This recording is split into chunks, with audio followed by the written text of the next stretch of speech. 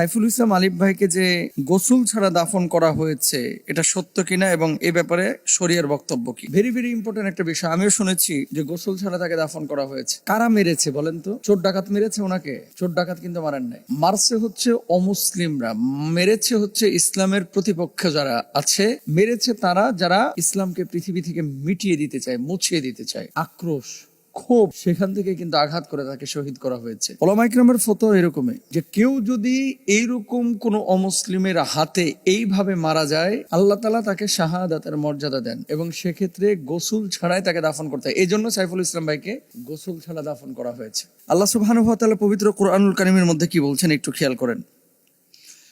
وَلَا تَقُولُوا لِمَن يُقْتَلُ فِي سَبِيلِ اللَّهِ أَمْوَاتٌ بل أحياء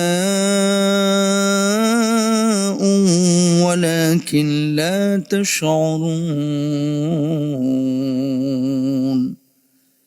যারা আল্লাহর রাস্তায় লড়াই করে তাদেরকে তোমরা মৃত বলো না, যারা শহীদ হয়েছে তাদেরকে মৃত বলো না, বরঞ্চ তারা জীবিত, তোমরা তা বুঝো না।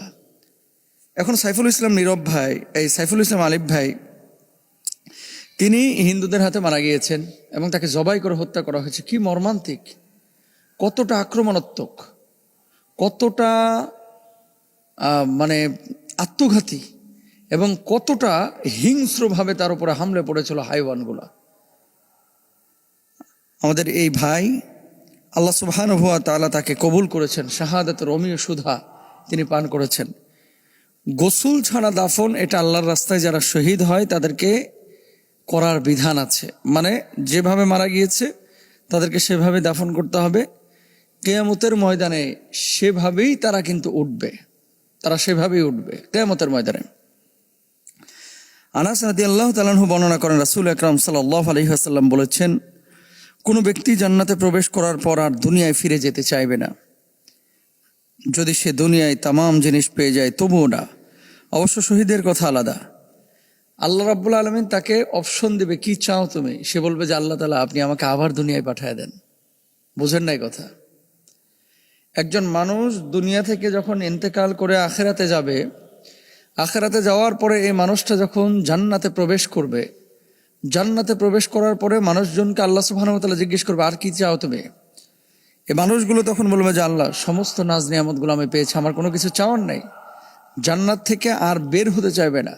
কিন্তু শহীদকে যখন অপশন দেওয়া হবে, শহীদ বলবে যে আল্লাহ আপনি আবার আমাকে দুনিয়ায় পাঠিয়ে দেন, আমি আবার যাব, আবার লড়াই করব, আবার শহীদ হব, আবার জান্নাতে আসব, আবার লড়াই করব দুনিয়ায় গিয়ে, আবার শহীদ হব, আবার জান্নাতে আসব। শাহাদাতের এত মজা, এত স্বাদ আল্লাহ সুবহানাহু ওয়া তাআলা শহীদদের জন্য রেখেছেন। শহীদদের বৈশিষ্ট্য কি? রাসূল আকরাম সাল্লাল্লাহু আলাইহি ওয়াসাল্লাম শহীদদের জন্য 6টা বৈশিষ্ট্যের কথা বলেছেন। 1 নাম্বার, প্রথম রক্ত বের হওয়ার সঙ্গে সঙ্গে তাকে ক্ষমা করে দেওয়া হয় এবং শহীদ ব্যক্তি জান্নাতে তার স্থান দেখে নেয়। কবর আযাব থেকে তাকে দূরে রাখা হয়।